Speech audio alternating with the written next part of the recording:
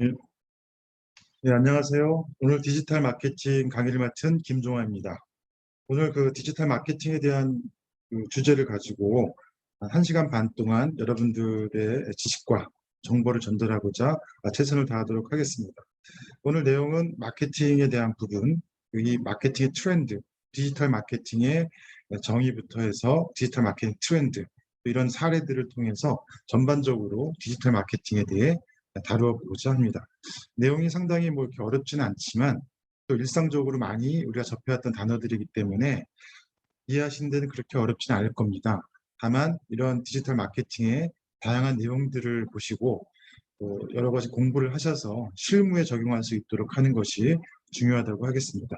자, 그러면 본격적으로 강의를 들어가도록 하겠습니다.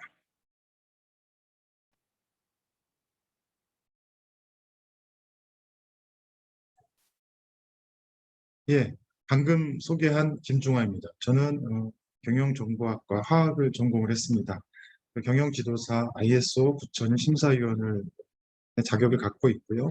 현재 한국기술혁신연구소 소장으로 하고 있습니다. 전에는 이제 강원대학교 S&P 비타민 센터장과 창업교육센터장을 역임했고, 강원대 융합디자인 싱킹랩 교수와 경복대 음성병리과 부교수, 산학협력부단장을 역임했습니다. 자, 그럼 본격적으로 강의를 들어가도록 하겠습니다. 앞서 말씀드린 것처럼 오늘 주제는 디지털 마케팅입니다. 디지털 마케팅을 이해하기 위해서는 이 마케팅이라는 부분도 좀 우리가 이해할 필요가 있겠다 싶어서 제가 약간의 내용을 추가를 했습니다. 이 마케팅과 디지털이 합해지면 결국은 디지털 마케팅이라는 것이 되는 건데, 결국은 이제 마케팅을 조금 더 우리가 이해할 필요가 있겠습니다. 자, 마케팅. 우리가 이 마케팅이라고 하면은 우리가 정의를 많이 내리고 있습니다. 한국 마케팅 학회나 미국 마케팅 학회 등에서 정말 사전적 정의부터 해서 학문적 정의까지 마케팅에 대해 정의를 내리고 있지만, 우리가 일상적으로 우리가 알고 있는 그런 마케팅의 간단한 정의를 말씀드리면, 마케팅이란 소비자를 설득하는 모든 일련의 과정을 말한다, 이렇게 주장할 수가 있겠습니다. 또 다른 말로는 마케팅이란 고객이 바라는 문화를 형성하는 것이다 라고 할 수 있습니다.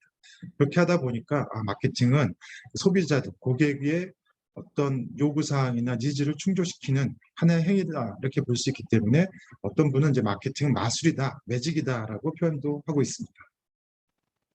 그런데 그 브랜드 마케팅에 대해서 상당히 안 좋은 시각을 갖고 있는 분이 있습니다. 누구나 알고 있는 애플이라는 큰 회사인데, 이 회사는 실제 마케팅에서 리더 그룹이기도 하고 마케팅 덕분에 상당히 성공한 회사이기도 합니다. 그런데 이 회사는 참 특이하게도 브랜드 마케팅은 더러운 단어다라고 주장을 하고 있습니다. 왜 그럴까요, 참? 애플에는 가장 더러운 단어로 브랜드 마케팅이라고 얘기를 하고 있습니다. 2005년부터 2011년까지 애플의 커뮤니케이션 마케팅부의 부사장 알리슨 존스는 2014년에 99U와의 인터뷰에서 여러 가지 이야기를 들려줬는데, 그 중에 하나가 애플에서는 가장 더러운 단어가 2개 있는데 그것이 바로 브랜드 마케팅이다라고 얘기를 하고 있습니다. 참 이 말에 대해서 우리가 좀 의미를 품어야 될 것 같은데, 여하튼 간에 브랜드와 마케팅을 우리가 배우는 입장에서 이 두 단어를 경계하라는 의미로 우리 받아들여야 할 것 같습니다. 자, 마케팅은 결국은 제품이나 서비스를 잘 팔기 위한 방법이다라고 우리가 생각할 수가 있습니다. 뭐 틀린 말은 아니지만 이 마케팅이 정말 제품이나 서비스를 잘 팔기 위한 방법으로만 정의를 내릴 수 있을까요? 여기 일본에처럼 이미 만들어진 상품에 대해서 가장 효과적인 유통 채널을 찾고 고객들로 하여금 관심을 갖게 만들며 사람들의 눈길을 끌만한 광고를 만드는 활동, 이것을 마케팅이라고 할 수 있습니다. 그러다 보니까 제품과 마케팅을 별개로 보는 경우가 많습니다. 흔히 매출이 떨어지면 더 많은 광고비를 집행하거나 다른 마케팅 채널을 모색합니다. 또는 상품 자체에 손을 대는 것은 다른 차원의 일이 되기 때문에 어떤 마케팅과 제품은 정말 분리되어 있다, 이렇게 생각할 수가 있습니다. 또 심각한 문제가 있거나 꼭 업데이트를 해줘야 할 때 신사업을 또는 시작할 때가 되어서야 나오는 활동이다라고 얘기를 합니다. 정말 그럴까요? 이게 일반적인 마케팅을 하시는 분들이 정통적으로 생각해왔던 방식이었습니다. 근데 여기서 우리가 이것이 아니기 때문에 제가 말씀을 드리는 건데, 애플의 마케팅은 일반적인 마케팅과 다른 접근을 하고 있습니다. 자, 아주 유명하신 분이죠. 이제 고인이 되셨지만 이 스티브 잡스는 브랜딩에 대해서 이렇게 얘기를 합니다. 브랜딩이란 사람들이 제품, 서비스나 보이고 있는 활동만으로는 우리 회사를 사랑해주지 않을 때, 멋있다고 생각해주지 않을 때 사용하는 단어다. 마케팅은 고객들에게 상품을 팔아야 하지만 제품이 품고 있는 가치로는 원하는 만큼 팔 수가 없을 때 사용하는 단어다라고 주장을 하고 있습니다. 자, 이 액면으로 보면 상당히 브랜딩과 마케팅을 경멸하거나 싫어한다라고 느낄 수 있지만, 실제 그 이면을 보러보면 브랜드 가치와 매출은 그들이 내보이고 있는 상품 그 자체에서 나와야 된다라는 주장을 엿볼 수가 있습니다. 돈을 쏟아붓는 프로모션보다, 또는 강점을 일일이 나열한 광고보다는 좋은 제품, 즉 근본에 충실하라는 말로 우리가 받아들일 수 있습니다. 마케팅은 그저 그 좋은 제품과 어떻게 보면 그 제품에 대해서 소개하는 방법이다라고 이렇게 말씀을 드릴 수가 있는 것이죠. 또 브랜딩은 좋은 제품과 서비스가 쌓이면서 자연스럽게 형성되는 것이지, 막 어떤 프로모션이라든가 가격한 활동을 통해서 고객이나 소비자들로 하여금 인지하도록 하는 것은 아니다라고 말을 하고 있는 것입니다. 결국은 애플은 먼저 좋은 제품을 만들었고 이후에 정말 센스 있고 멋진 소개를 했습니다. 그 멋진 소개, 저희 다 기억하고 있는 그런 광고를 아마 기억하실 겁니다. 그 멋진 소개가 그들이 말하는 마케팅이자 브랜드였던 것입니다.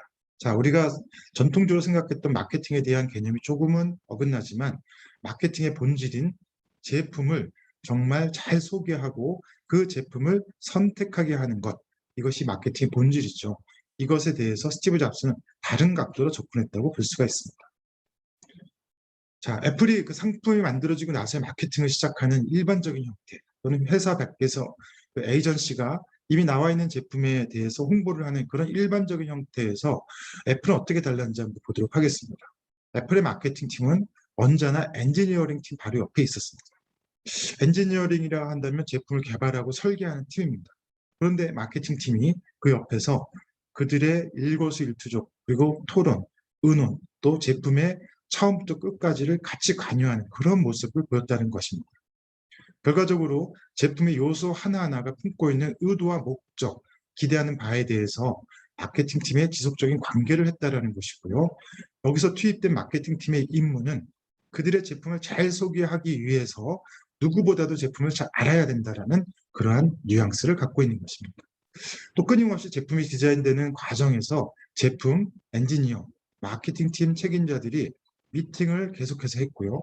초기 컨셉부터 홍보까지 모든 팀이 한 팀처럼, 언어비, 원팀처럼 같은 비중으로 관여했다는 것이 아주 중요한 요인이 되겠습니다.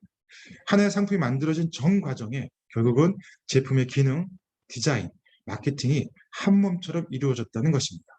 그래서 역시 애플의 제품은 디자인뿐만 아니라 소비자가 원하는 기능까지 다 담고 있는 좋은 제품이 될 수 있었구나라고 여기서 우리가 알 수 있겠습니다. 자, 애플의 마케팅의 핵심은 결국은 중심에 제품을 두었다는 것입니다.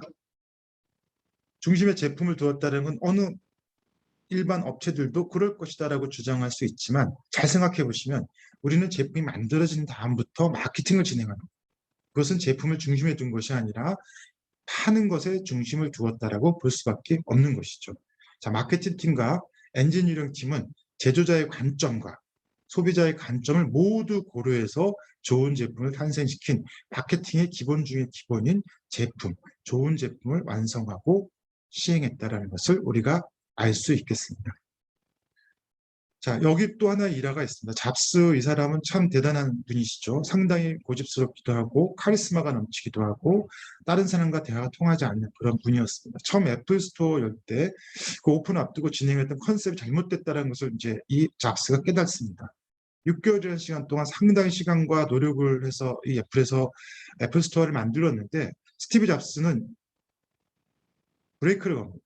3개월이 더 늦어진 날짜에 오픈을 하게 되는데, 이런 일이 한 번도 아니고 정말 빈번하게 발생했다는 사실. 몇 가지 예를 들면, 제품 포장이 마음에 들지 않았다는 이유로 수십 번이나 변경을 요구하곤 하고, 또 오죽하면 임원들이랑 마찰이 끊이지 않을 정도였습니다. 이러한 그 액면의 내면에는 완벽한 제품에 대한 열정이 포함되어 있구나라는 것을 알고 있습니다. 결과적으로 완벽한 제품에 대한 고집이 애플의 모든 활동, 즉 마케팅 활동과 엔지니어링 활동이 모든 것이 연결된 그런 관계성으로 이루어졌고 애플만의 감성과 디자인 그리고 광고로 나타난 것이라고 할 수 있겠습니다. 자, 이렇게 우리가 전통적인 마케팅과 또 애플이 조금 다른 디퍼런트한 그런 마케팅을 우리가 여기서 볼 수가 있었는데요. 중요한 것은 마케팅은 제품이 만들어지고 출시한 이후부터 하는 것이 아니라 제품이 만들어지기 전부터, 즉 설계부터 완성될 때까지의 모든 전 과정에 마케팅이 관여해야 된다는 것을 다시 한번 확인할 수가 있었습니다. 자, 1980년대와 1990년대는 광고 하나로 사람들을 움직이던 시절입니다. 광고 잘하면 정말 대박 쳤던 시절입니다. Just do it, just do it. 이거 많이 보셨죠? 예, 맞습니다. 이것은 나이키의 광고입니다. Just do it은 나이키가 한 번의 이 광고로 상당한 성장을 했던 그런 전력을 갖고 있습니다. 어떻게 보면 이 광고 한 편으로 세계를 장악한 그런 기업이 된 것입니다. Just do it이라는 이 문구 하나가 어떻게 보면 참 대단한데요. 이 나이키 광고를 혹시 기억하시는지 모르겠는데요. 이 시나리오를 쭉 보면 사람들의 반대에도 묵묵히 자신의 꿈을 이루자라고 다짐하는 청년이 나옵니다. 그리고 아무도 없는 운동장을 홀로 뜁니다. 그리고 잠시 후 꿈을 이룬 그의 모습이 등장하고요. 그를 카메라를 향해 함성을 지릅니다. 우리 모두 다 알고 있는 문구가 드디어 등장합니다. Just do it. 감동적이죠. 이런 감동을 선사했던 그런 광고 마케팅의 시대가 있었습니다. 세계적인 스포츠 브랜드 나이키는 정말 이 광고 하나로 아직도 이 광고로 계속해서 하고 있죠. 무려 매출이 40%가 성장을 했습니다. 또 월드 클래스라는 회사가 될 수 있었습니다. 자, 말 그대로 광고가 마케팅이었던 시절인 것이죠.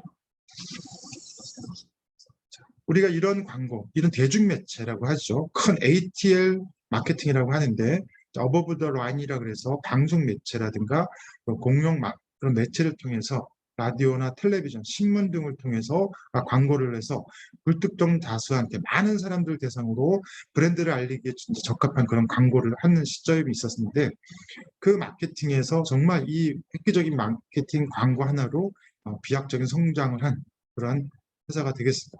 지금도 그것이 맞을까요? 실제 이런 유사한 광고들이 많이 나왔습니다. 한국에서도. 방송에서 보면 여자라서 행복해요. 디오스. 열심히 일한 당신 떠나라. 기억하시죠? 현대카드. 여러분 부자 되세요 하고 김정은 씨가 배우 김정은 씨가 BC카드 이렇게 선전을 했던 기억이 납니다. 이런 카피라이트와 어떤 그 이미지메이션, 감성을 통해서 광고를 통해서 마케팅이 되었던 그런 시절이 있었습니다. 자, 이것은 어떻게 보면은 그 아주 유능한 광고 제작자의 감이 필요하고요. 또는 노출되는 양에 비해서 이 광고의 성과를 정밀하게 추적할 수 있는 방법은 사실 좀 어렵습니다.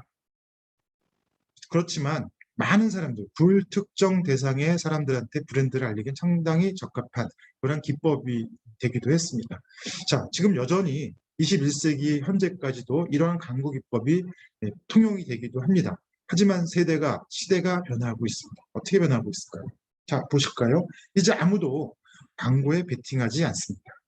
광고라는 게 사실 불특정 다수한테 뿌리다 보니까 방송이나 신문, 언론 매체, 즉 미디어 이런 큰 것들을 통해서 방송을 통하든가 또는 대량적인 어떤 그런 집행을 하게 됩니다. 그러다 보니까 상당히 비용이 많이 발생하는데요. 이 그래프를 한번 보시면 알겠지만 점점 이러한 방송 매체와 같은 대형 광고 회사들 또는 방송을 집행해주는 매체들이 그런 광고 비용이 점점점 줄어들고 있습니다. 지상파 TV 광고비를 보시면 전년 대비 약 6% 정도 감소를 했고요. 또 디지털 광고비는 그에 비해서 4조 원 정도로 성장을 하고 있습니다. 시장이 이제 드디어 뒤집어지기 시작했다라는 것을 알 수가 있습니다. 즉 대한민국 하나만 봐도 그렇지만 전 세계적으로 아주 유사한 형태로 이런 이 현재 전통적인 광고, 대중매체라든가 큰 비용이 발생했던 그런 방식의 브랜드 광고는 이제 한물 가고 있다는 것을 우리가 간접적으로 알 수가 있게 되겠습니다. 자, 시대가 변화하고 있는 것이죠. 여러분도 아마 사용하시고 계실 SNS, 뭐 페이스북이라든가 트위터, 인스타그램, 유튜브 다 기억하시죠? 이런 것도 다 쓰실 텐데 페이스북이라든가 이 사용자가 어마무시합니다.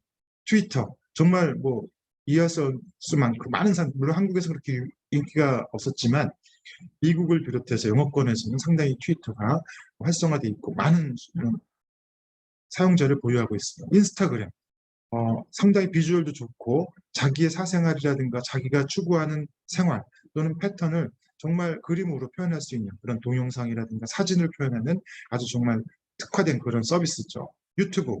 유튜브에 광고 올리면 장사가 잘 되는 시대가 돼버렸습니다. 자, 맞습니다. 이렇게 시대가 변화하고 있는 것입니다.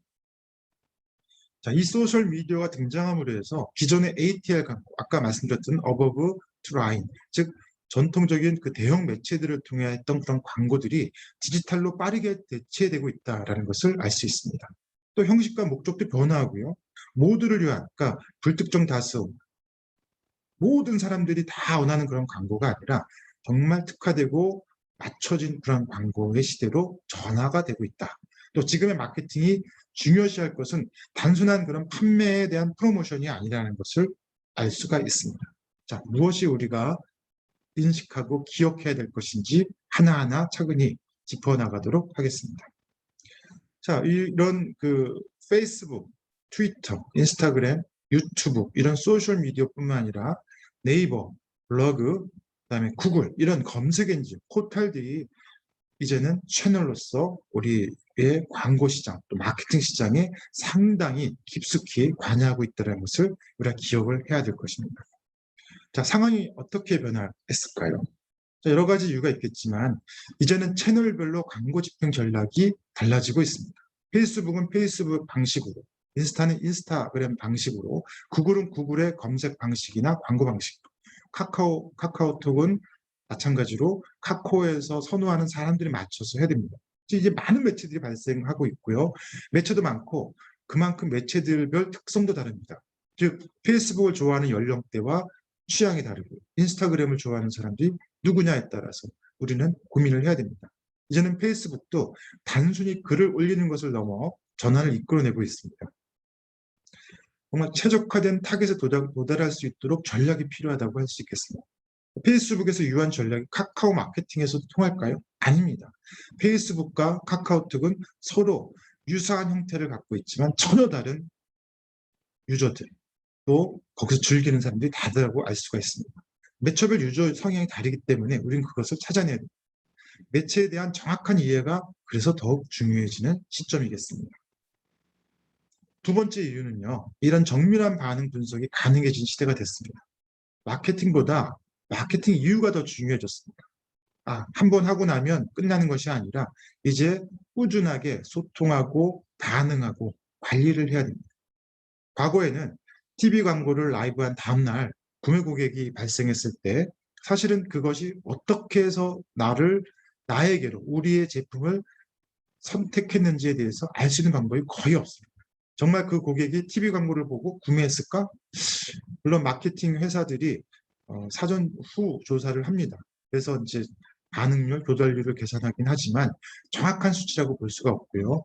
또 나름의 조작이 또 발생을 하기도 합니다. 그러니까 우리는 이 대중매체라든가 전통적인 방식으로 ATL 방식으로 했을 때에는 다만 영향이 있을 거라고 긍정적으로 추출할 수 있고요. 그러다 보니까 더 대대적이고 대형화시켜서 광고를 집행했던 시절이었던 것입니다. 근데 현재는 디지털 시대죠. 그리고 컴퓨터, 인터넷, 또 인공지능, 그다음에 디지털 트랜스포메이션 이런 모든 것들이 복합적으로 상당히 상위의 어떤 기술 테크놀로지를 갖고 있습니다. 즉 구글 애널리스틱 등의 다양한 추적 도구들이 있어서 성과에 대한 정밀한 분석이 가능해진 겁니다. 즉 정말 누가 들어왔고 얼마큼 머물렀고 구매를 했고 또 언제 다시 들어왔고 이런 모든 것들이 분석이 가능한 시대가 된 거죠. 단순히 고객이 광고를 클릭만 했는지 클릭 이후에 구매를 했는지 또 중요한 것은 집행 이후의 데이터를 분석하는 것이 어렵지 않아졌다는 것이 상당한 발전이죠. 그전에는 일방적인 통행이었다면 지금은 고객들의 흔적을 우리가 찾아서 그 흔적을 가지고 다시 고객과 소통할 수 있는 방법을 오색할 수 있다. 이런 것이 큰 차이가 되겠습니다. 21세기의 마케팅 참 달라졌습니다. 이런 성공적인 마케팅을 하기 위해서는 감각, 물론 필요하지만 이제는 감각만 갖고는 되지는 않습니다. 소비자의 변화를 면밀히 관찰할 수 있는 것. 관찰을 해서 그 관찰을 토대로 소비자의 맞춰준 소비자의 성향과 소비자가 원하는 것으로 진화를 시켜야 된다는 것이죠. 마케팅 실무에서 가장 중요한 것이었던 것이 옛날엔 크리에이티브였는데 이제는 이런 크리에이티브의 허상이 아니다라는 것을 기억하시길 바랍니다.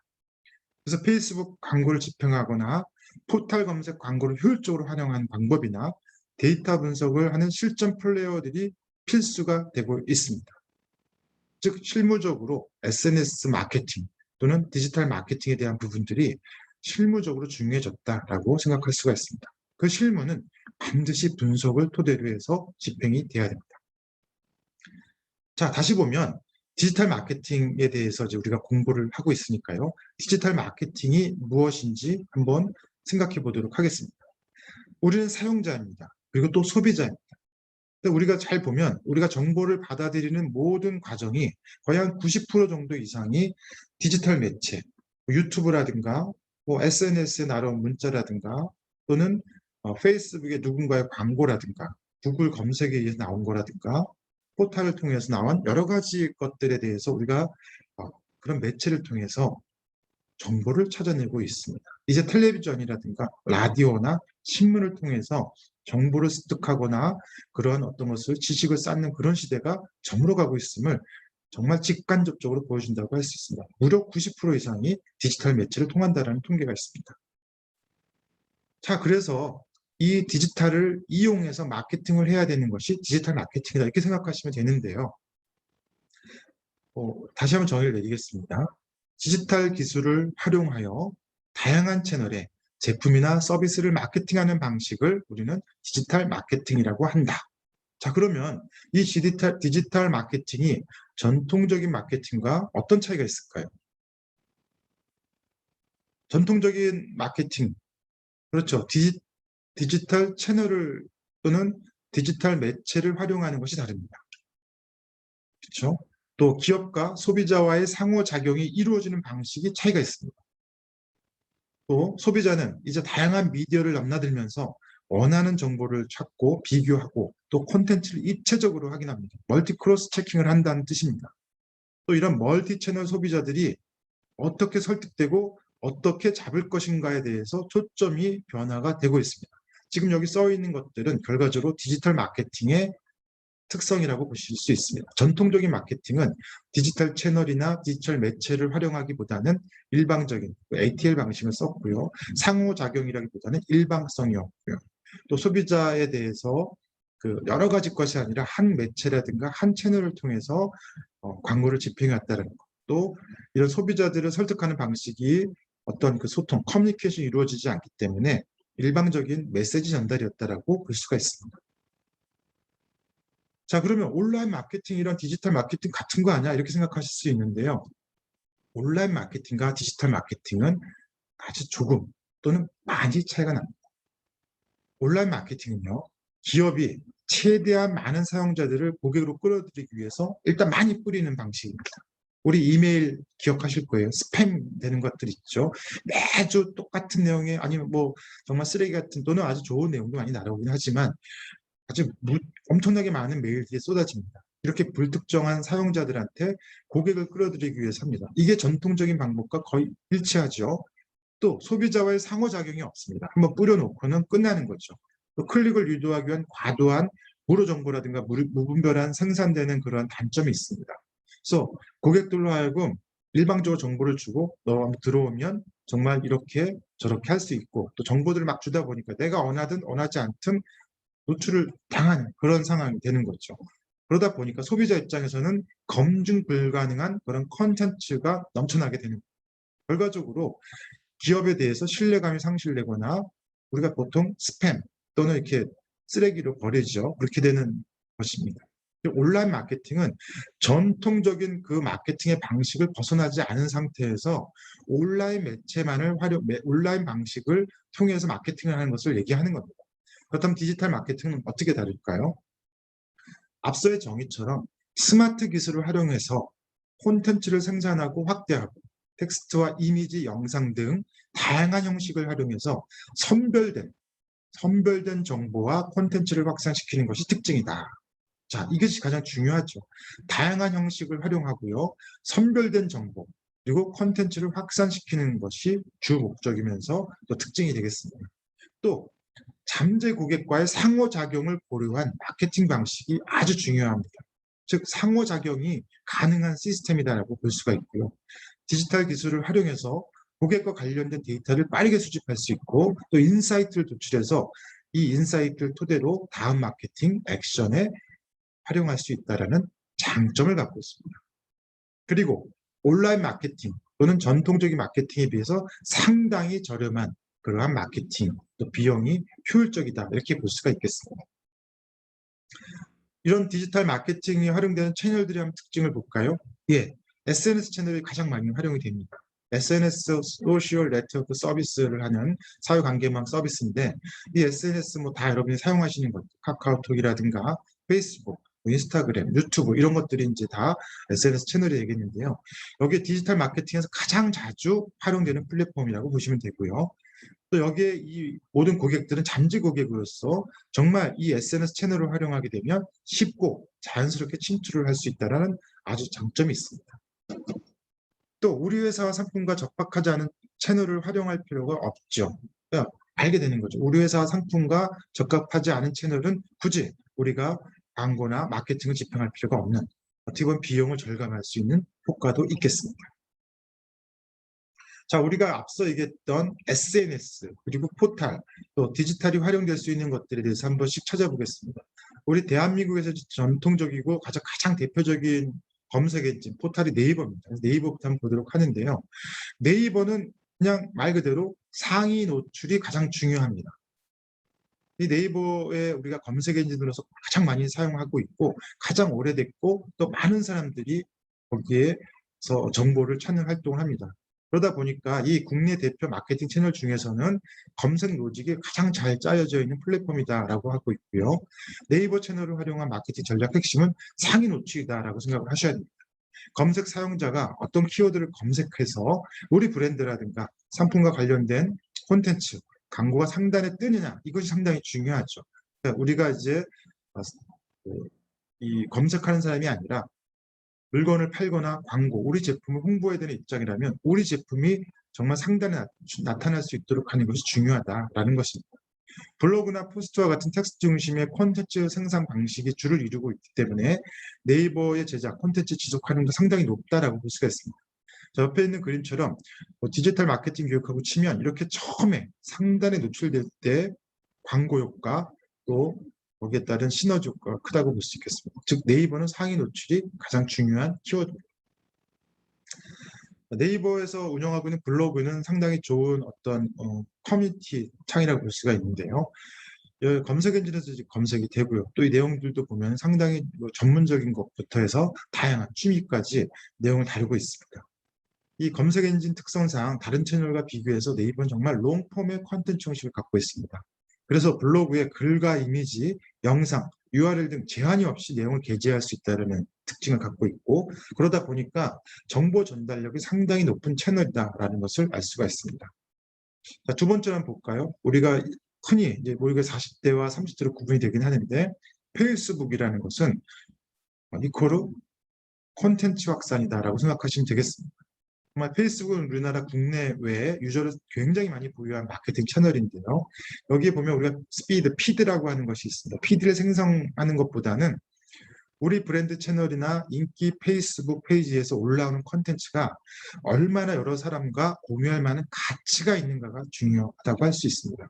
그래서 이 페이스북 잘 보시면 알겠지만 공유하기라는 버튼이 있습니다. 이게 정말 이 페이스북의 대표적인 기능이라고 볼 수 있고요. 뭐 좋아요, 싫어요, 여러 가지 또 기능들이 있지만 이 공유하기 기능이 이 네트워크를 퍼져나가게 하는 정말 포인트라고 볼 수가 있습니다.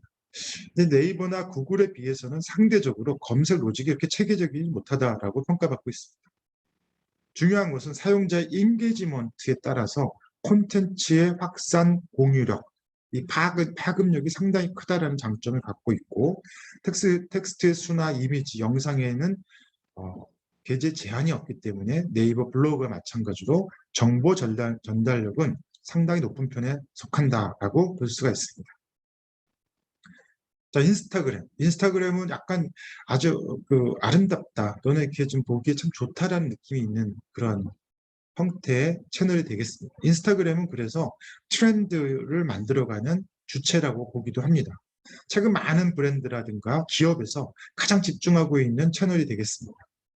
인스타그램의 해시태그라고 이렇게 샵 모양 아시죠? 이런 인스타그램에 해시태그 이렇게 검색이 되어 있는데, 그걸 통해서 확장, 공유, 또 이런 트렌드를 주도하는 그런 형태의 마케팅이 빈번하게 발생하고 있습니다. 또 시각적인 이미지가 상당히 좋아서요, 또 트렌디한 감성 콘텐츠가 많이 소비되는 채널로서 알려져 있습니다.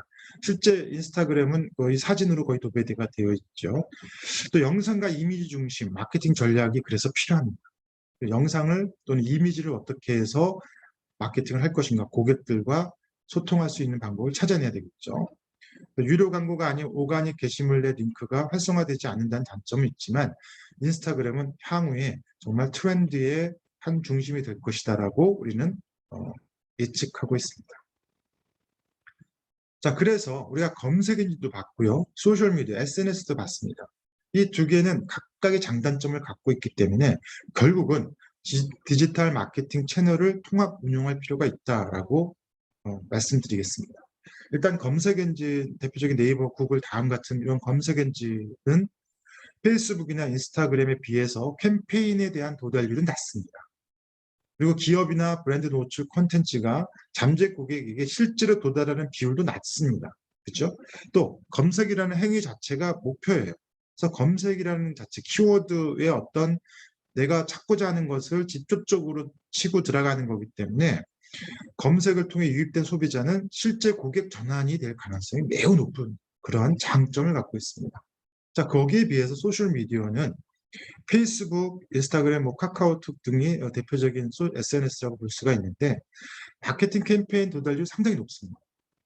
이것이 이제 어떻게 보면 상당히 자율성과 누가 만들어진 어떤 형태로 진행되는 것이 아니고, 스스로 만들어지는 그런 형태의 컨텐츠가 그런 성격이 강하다 보니까 이런 캠페인이 도달률이 높고요. 또 소셜미디어 자체가 소비자 입장에서 쇼핑을 위한 플랫폼은 아니죠. 그래서 시간을 보내기 위한 흥미의 장소, 흥미 위주의 플랫폼이다라는 특징이 있습니다. 즉 즐거운 장소인 거죠. 또 실제 고객으로 전환 가능성은 상대적으로 낮습니다. 그래서 우리는 디지털 마케팅 채널을 통합 운영하게 되면 즉 검색 엔진 포털이 갖고 있는 장점을 좀 살리고요. 또 단점은 소셜미디어가 있는 장점을 해서 가져와서 서로 보강하면 충분하게 시너지를 발휘할 수 있기 때문에 검색 엔진과 소셜미디어를 통합 운영하는 것이 중요하다, 이렇게 말씀드릴 수 있겠습니다. 검색 엔진과 소셜미디어를 이렇게 보면 도달률이 낮은 부분이 이제 소셜미디어는 낮았고 검색 엔진은 높았습니다. 이거를 보강할 수 있는 방법, 그래서 이 검색 엔진을 통해서 SNS로 유입되도록 하는 것이 중요하겠다, 이런 것을 알 수가 있고요. 또 직접적 목표를 갖고 기업 메시지를 들어주는 소비자들이 들어오기 때문에 구매 전환율이 높겠죠. 그래서 그런 구매 전환율을 잘 활용할 수 있도록 어떤 제도적 장치를 마련할 필요가 있겠습니다. 자, 구매 전환 가능성이 높은 소비자와 그렇지 않은 신규 고객을 확보하기 위해서 다양한 마케팅 채널을 통합하여 운영하는 것이 필요합니다. 자, 잘 구분을 해야 되죠. 또 소비자는 하나의 미디어만을 이용하지 않고 있습니다. 평균적으로 3개에서 5개 정도를 이용한다라고 통계에 나와 있습니다. 자, 그렇다면 이런 멀티 채널을 가지고 있는 이런 소비자들에 대한 특성을 잘 활용을 해야 되고, 그들이 연계고리, 그걸 찾아내야만 우리가 마케팅에서 성공할 수 있겠다라는 것을 알 수 있습니다. 자, 마케팅 채널이 기업 입장에서 상호 보완적인 특징을 가질 수 있습니다. 그래서 우리는 검색 엔진, 포털이죠. 검색 엔진과 소셜미디어 두 가지를 상호 보완할 수 있도록 해야 된다. 그것이 디지털 마케팅에서 상당히 중요한 요인 중에 하나가 될 것이다 라고 보고 있습니다. 자, 이제 우리가 본격적으로 디지털 마케팅에 대한 부분을 들어가면서 한번 고민을 해보겠습니다. 디지털 미디어라 이걸 플래닝하기 위해서, 그러니까 계획을 우리가 하기 위해서는 어떤 개념이 있냐면 크게 이 세 가지는 알고 있어야 됩니다. 기업의 디지털 미디어는 크게 기업 소유 미디어, 온드 미디어라고 할 수 있고요. 또 자발적인 확산 미디어가 있습니다. 언드 미디어라고 합니다. 또 유료 미디어라고 해서 페이드 미디어, 즉 비용을 지불해야 되는 미디어가 존재합니다. 이렇게 크게 세 가지의 기업 디지털 미디어가 존재한다는 것을 기억하시고 다음에 내용을 보도록 하겠습니다. 자, 첫 번째 말씀드렸던 기업 소유 미디어, 이 미디어는 여러분들이 이제 기업을 운영한다고 하면 홈페이지가 있을 겁니다. 그것이 바로 기업 소유 미디어입니다. 또는 브랜드 공식 SNS 채널을 갖고 있다. 돈 들지 않잖아요. 이미 기업이 보유하고 있는, 브랜드가 보유하고 있는 채널들을 기업 소유 미디어라고 합니다. 그래서 별도의 마케팅 또는 비용이 지불이 필요가 없는 채널들을 우리 기업 소유 미디어라고 합니다. 이 목적은요, 브랜드에 대한 신뢰감, 즉 내 제품을 상시 소개할 수 있고요. 고객이 들어왔을 때 Q&A라든가 정보를 습득할 수 있고 내 회사에 대한 신뢰성을 볼 수 있도록 24시간 이게 이제 어떻게 돌아가잖아요. 그래서 브랜드에 대한 신뢰감 구축, 또 고객과의 기본적인 관계 형성을 위해서 기업 소유 미디어를 만들어낸다라고 보시면 되겠습니다. 대표적으로 홈페이지, 또 SNS 채널 이런 것들이 되겠습니다. 두 번째로 자발적 확산 미디어는 자발적이라는 말에 포인트가 있습니다. 즉 이것은 기업이 만들어낸 것이 아니라 누가 시켜서 하는 것이 아니죠. 그러니까 이미 우리 브랜드나 기업에 대해서 호감을 갖고 있는 사람들, 어떻게 보면 로열티가 좀 높으신 분들이 자발적으로 콘텐츠를 생성하고 확산시키는 경우를 말합니다. 이런 경우는 그냥 내가 관여도 없고 관계도 없는데 할 경우는 없습니다. 그래서 브랜드에 대해 이미 알고 있고 소비해본 경험이 있는 사람들이 이런 자발적 확산 미디어를 만들어내게 되었습니다.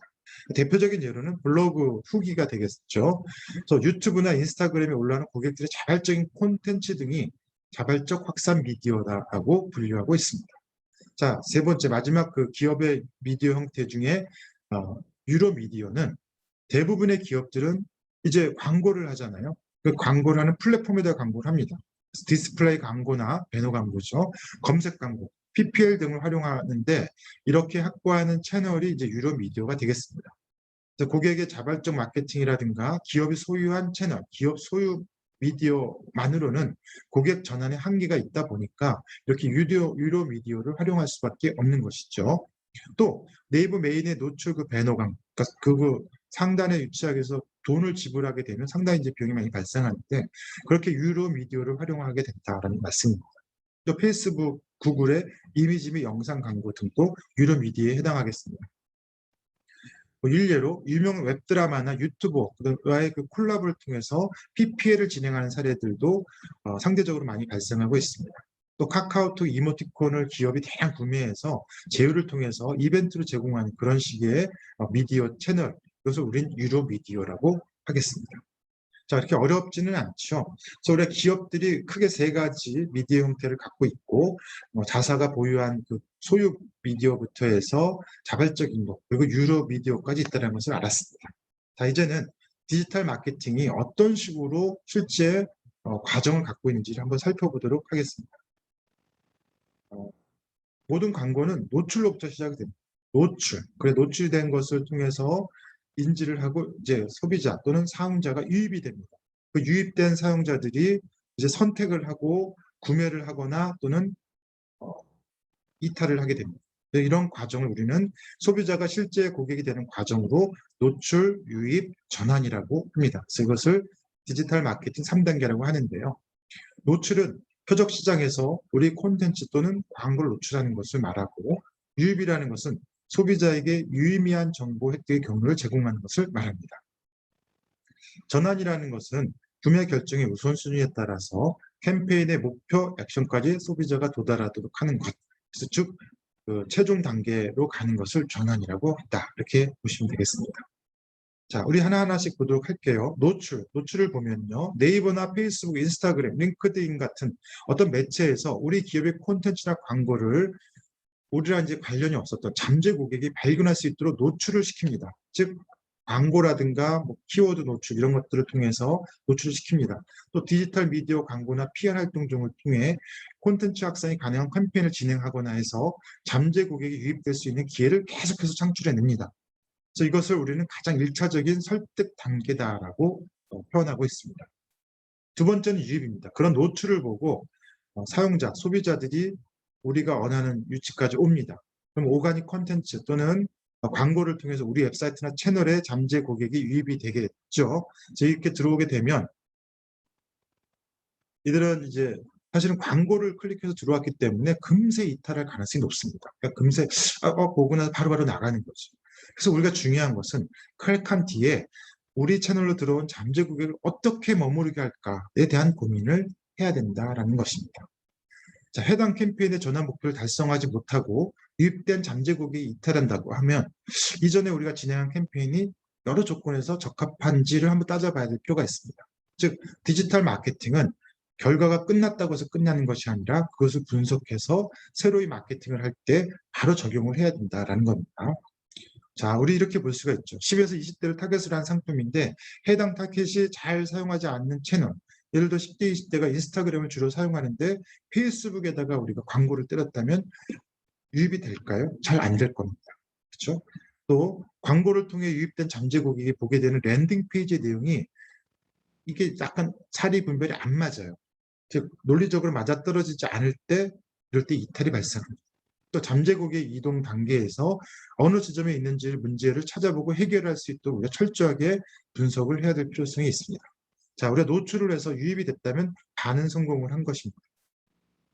자, 세 번째 단계는 전환은 언제나 이제 중요한 단계죠. 구매를 유도하거나 또는 우리가 목표하는 어떤 수준으로 갈 수 있도록 하는 게 이제 전환인데 진행하는 캠페인별 목표로 하는 액션은 다를 수가 있죠. 예를 들어 회원 가입이 전환이 될 수가 있고 예약을 접수하는 것 또는 수강 신청하는 것 또는 구매하는 것, 결제하는 것 등에 따라서 이 목표의 캠페인이 목표 고객 행동에 따라 달라질 수 있다는 점을 인지하셔야 될 것 같습니다. 해당 캠페인의 전환 목표가 어디에 있느냐에 따라서 잠재 고객을 전환을 유도하기 위한 마케팅 액션은 다양하게 변화를 해야 됩니다. 단 한 번의 광고로 전환까지 이탈 없이 가는 그런 경우는 거의 없다고 보셔야 됩니다. 그렇죠. 한 번의 광고로 갈 수 있는 그런 시대는 이제 끝났고요. 또 이런 전환 단계까지 유도하기 위해서는 잠재 고객에게 유의미한 정보, 또 신뢰, 관계 형성, 그리고 구매 결정을 위한 다양한 설득의 노력이 필요하다고 하겠습니다.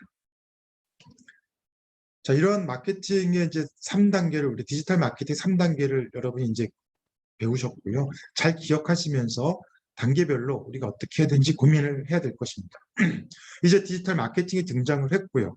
이런 디지털 마케팅은 주된 전략과 캠페인 전개 방식이 이제 세분화되고 있다는 것을 알 수 있습니다. 그러다 보니까 디지털 마케팅 직무가 포지션이 다 달라지더라라는 겁니다. 그래서 크게 브랜드 마케터, 퍼포먼스 마케터, 콘텐츠 마케터 등 디지털 마케터의 포지션이 세분화되고 있습니다. 이것은 이유는 커뮤니케이션이 과잉된 사회이기 때문입니다. 다시 말씀드리면 브랜드의 전문성을 갖고 있고 퍼포먼스의 전문성을 갖고 있어야 되고 컨텐츠의 전문성을 갖고 있는 마케터들이 각각의 역할을 해야만 정말 시너지적인 효과를 볼 수 있다. 이렇게 우리가 알면 되겠습니다. 자, 이제 이 그림 한번 보실까요? 이 그림은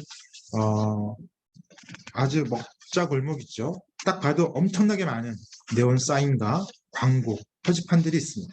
이걸 우리가 한번 쭉 지나갔을 때 정말 기억에 남는 광고판 또는 광고 문구 또는 어떤 브랜드가 기억이 날까요? 그렇게 쉽지 않을 것입니다. 강남역 거리에서 우리가 이렇게 마주치는 수많은 광고 매체들, 그렇지만 이 모든 광고 메시지를 기억하지 못합니다. 그것은 그 이유가 있습니다. 나한테 필요하고 관심 있는 정보만 이 인간의 뇌는 선별적으로 수용한다라는 과학적 원리 때문입니다. 그래서 우리는 최선의 소재를 선별해서 고객에게 전달할 필요가 있습니다. 보다 전략적으로 캠페인을 진행을 해야 됩니다. 각각의 전문성 있는 영역을 발전시켜야 되고요. 또 디지털 마케팅, 마케팅 실무 프레임워크를 정확히 알아야 될 것입니다. 그래서 브랜딩 마케팅, 바이럴 마케팅, 컨텐츠 마케팅, 퍼포먼스 마케팅 이런 마케팅의 그 프레임워크별로 이런 내용을 우리가 좀 자세하게 살펴볼 필요가 있겠습니다. 자, 앞서서 얘기했던 브랜딩과 마케팅, 뭘 애플이 싫어한다고 해서 우리가 굳이 싫어할 필요는 없습니다. 또 브랜딩에 대한 내용을 한번 생각을 해보면 브랜딩이라는 것은 경쟁이 우선이 아니라 브랜드의 아이덴티티, 즉 시장에 있어야 할 이유를 완성하는 과정이다라고 정의를 내었고요. 마케팅이라는 것은 남과 달라 보이는 이곳에 초점을 맞추는 활동이다. 그래서 더 저렴하고 더 좋은 퀄리티로 더 빠르게 시장에 대응하기 위한 모든 의사결정 과정을 마케팅이라고 여기서 정의를 하겠습니다. 자, 그렇다면 브랜드와 마케팅을 합한 브랜드 마케팅은 이 두 가지, 즉 시장에 있어야 할 이유를 완성하는 과정과 시장에 대응하기 위한 모든 의사결정 과정을 이제 섞어서, 즉 더 저렴하고 더 좋은 퀄리티, 더 빠르게 또 우리의 브랜드 아이덴티티를 전달하는 그러한 결합 마케팅 방식이다라고 얘기할 수 있습니다. 자, 이런 브랜드 마케팅을 위해서 그럼 마케터들이 아까 필요하다고 했습니다. 브랜드 마케터의 역할을 보면은 실제적으로 어떻게 해야 되냐 하면 크게 3단계로서 업무를 진행을 해야 됩니다. 첫 번째가 이제 플랜 단계고요. 그다음에 실행하는 단계 2, 그다음에 이벨루에이트, 평가하는 단계입니다. 그래서 플랜 단계에서는 과거 마케팅 실적을 리뷰를 하고요. 전략을 계획을 수립하고 전술을 계획을 수립합니다. 그래서 이렇게 세워진 계획을 가지고 캠페인 활동을 전개합니다. 이렇게 캠페인 활동을 전개해서 끝나는 것이 아니라 여기서 나온 결과를 평가하고 효율성을 분석을 해서 새롭게 플래닝에 반영을 하고 이렇게 사이클이 돌아간다고 보시겠습니다. 브랜드 마케팅은 브랜드가 보여주고자 하는 메시지가 무엇이고 브랜드만의 강점은 어떤 것인지를 명확히 정리하는 활동이라고 하겠습니다. 자, 다시 한번 도표를 보시면 과거의 마케팅 실적을 리뷰를 해서 마케팅 전략 계획을 수립하고 마케팅 전술을 계획하는 플랜 단계가 있고요. 첫 번째 단계. 그다음에 이렇게 세워진 계획을 토대로 캠페인 활동을 전개하는 두 단계가 있습니다. 그래서 이렇게 둘을 하고 나면 결과가 나오니까 그 결과를 평가하고 어떤 점에서 어떻게 됐는지에 대한 효율을 분석하는 에밸루에이트 단계, 에밸루에이트의 3단계를 꼭 기억하시기 바랍니다. 자, 이러한 브랜드 마케팅의 프로세스는 뭐 5가지로 나눠졌죠. 그러니까 플랜, 두, 그다음에 체크 또는 이벨루에이트인데요. 전략적 계획에서 목표를 설정하고 사용할 예산을 기획하는 것. 또 캠페인에 활용한 전반적인 컨셉과 동일된 메시지를 결정을 해야 됩니다. 전술적 계획에서는 좀 더 구체화시키는 작업을 해야 됩니다. 그리고 목표를 세우고요. 그 세운 목표를 달성하기 위한 세부 마케팅 방식을 설계해야 합니다. 세 번째로 평가 및 반영은 계획한 캠페인 기간이 종료되면 전체 평가를 실시하고요. 평가한 내용을 통해서 다음 마케팅 계획에 반영할 수 있도록 정리하는 것. 이게 상당히 중요한 일이 되겠습니다. 따라서 소비자에게 마켓 리더와 유사점을 내세우고 브랜드가 속한 카테고리를 인식시키는 것. 그리고 또 우리 브랜드만의 차별점을 이해시키는 것이 브랜드 마케팅의 공통 목표다. 이렇게 말할 수 있겠습니다. 자, 두 번째로 통합 바이럴 마케팅에 대해서 말씀드릴게요. 바이럴이라는 것은 이제 입소문 마케팅이라고도 하는데 이게 그 바이러스처럼 퍼져나가는 그런 마케팅, 또 입소문 마케팅 이렇게 얘기를 합니다. 근데 여기다 통합을 붙여서 통합 바이럴 마케팅에 대해 보면은 스마트 컨슈머, 즉 똑똑한 소비자는 어떤 제품을 구매하기 전에 먼저 검색을 해서 가격 정보나 후기 등을 통해 이 제품의 정보를 비교한다라는 것입니다. 그래서 바이럴 마케팅은 그러한 이 스마트 컨슈머의 특징을 잘 반영을 해서 구매 정보에 대한 탐색욕과 굉장히 강한 디지털 소비자들의 등장으로 새롭게 생겨났다고 볼 수가 있는데요. 이런 정보력이 강한 소비자들이 검색 과정에서 이미 어떤 브랜드나 상품을 구매할지 결정합니다. 거의. 그래서 이런 사람들이 무의식적으로 상품과 브랜드를 매 순간 찾아보고 추적한다. 또 상품이나 브랜드와 관련된 콘텐츠를 검색 경로 지속 경험하도록 합니다. 그러다 보니까 우리 이 바이럴 마케팅은 어떻게 된다? 어떤 제품을 소비자가 구매하기까지 거치는 다양한 경로 중에 검색이라는 과정에 보다 초점을 맞추어서 계속해서 경험하고 노출되고 추적되도록 해야 된다는 것을 알 수가 있습니다. 자, 이런 바이럴 마케팅을 하기 위한 바이럴 마케터는 어떻게 해야 될까요? 크게 4가지 단계로 업무를 진행하면 되겠습니다. 업무 전반에서 가장 중요한 단계는 전략적으로 점유하려는 검색 키워드를 무엇으로 할지를 결정해야 된다는 겁니다. 가장 중요한 것은 검색 키워드를 무엇으로 할 거를 결정하는 것이다. 자, 단계를 볼게요. 첫 번째는 진행 매체 구성입니다. 멀티 채널을 구성하고 채널별 리딩 전략을 수립을 해야 됩니다. 두 번째는 공략 키워드를 결정을 해야 됩니다. 메인 키워드, 서브 키워드를 체크하고 콘텐츠의 생성 수와 검색량을 고려를 해서 공략 키워드를 정말 잘 찾아내야 되겠습니다. 자, 이런 키워드가 정해졌다면 콘텐츠의 컨셉, 구성, 이것을 카테고리별, 타겟별로 맞춤화를 할 수 있도록 전략을 수립을 해야 됩니다. 자, 이렇게 됐다고 하면 이제 마지막 단계로 스케줄링을 하는 거죠. 전체 캠페인을 시작하고 종료한 시점을 정하고요. 그런 컨텐츠 운영 스케줄을 짜서 실행을 하면 되겠습니다. 자, 공략 키워드를 설정은 상당히 중요하다고 했죠. 이건 두 가지 방법이 있습니다. 첫 번째는 카테고리를 찾아내는 거죠. 그래서 카테고리 키워드를 찾아내는 게 첫 번째고, 두 번째는 브랜드, 프로덕트의 키워드를 찾아내는 것. 대부분은 이제 브랜드, 프로덕트 키워드를 찾아내는데 주력을 하십니다만 카테고리부터 찾아내야 됩니다. 또는 이제 순서를 바꿔서 브랜드, 프로덕트 키워드로부터 카테고리 키워드로 찾아내는 방법, 또는 카테고리 키워드로부터 브랜드, 프로덕트 키워드를 찾아내는 방법으로 진행하시면 되겠습니다. 자, 카테고리 키워드라는 것은 마케팅 회사의 순위 또는 마케팅 회사 연봉, 마케팅 회사에서 추천하는 것을 하겠죠. 또 상품이나 서비스가 속한 카테고리를 아우르는 검색어로서 포괄적인 개념을 갖고 있습니다. 또 브랜드, 프로덕트 키워드는 어떻게 보면 제품이나 상품, 서비스에 포함되는 검색어라고 할 수가 있고요. 브랜드에 대한 어느 정도 파악하고 소비자들이 검색하는 검색어입니다. 즉, 두 번째 단계에서 검색한다고 볼 수가 있습니다. 자, 그렇다면 카테고리를 정확히 잡지 못하면 브랜드, 프로덕트 키워드를 아무리 잘 잡아도 여기서 연관성이 떨어지기 때문에 시너지를 볼 수가 없다는 것을 우리가 알 수가 있습니다. 자, 앞으로 키워드 선정할 때는 카테고리 키워드와 브랜드 키워드로부터 흐름을 잘 찾아내셔야 되겠습니다. 자, 공략 키워드 결정하는 방법을 다시 한번 정리를 해드리겠습니다. 카테고리 키워드에서 브랜드, 프로덕트 키워드로 하는 방법 또는 그 반대로 할 수 있다고 말씀을 드렸죠. 그래서 한쪽에서만 찾아내는 것이 아니라 카테고리에서 브랜드, 프로덕트 키워드로 또는 브랜드, 프로덕트 키워드에서 카테고리로 해서 이 두 가지의 키워드를 다 찾아내야 됩니다. 그래서 그 공략 키워드를 찾아냈으면 그 카테고리 키워드만 공략을 해서 우리가 이것만 내비친다고 해서 이 브랜드가 구매 전환될 기회가 거의 희박하다고 할 수 있습니다. 키워드만으로는 성공할 수 없다는 것이죠. 그래서 우리는 여러 가지 고민을 해야 되는 거고, 또 반대로 브랜드나 프로덕트 키워드만을 갖고 있다고 해서는 신규 유저를 확보가 어렵습니다. 자, 이게 무슨 특징인지 아시겠죠?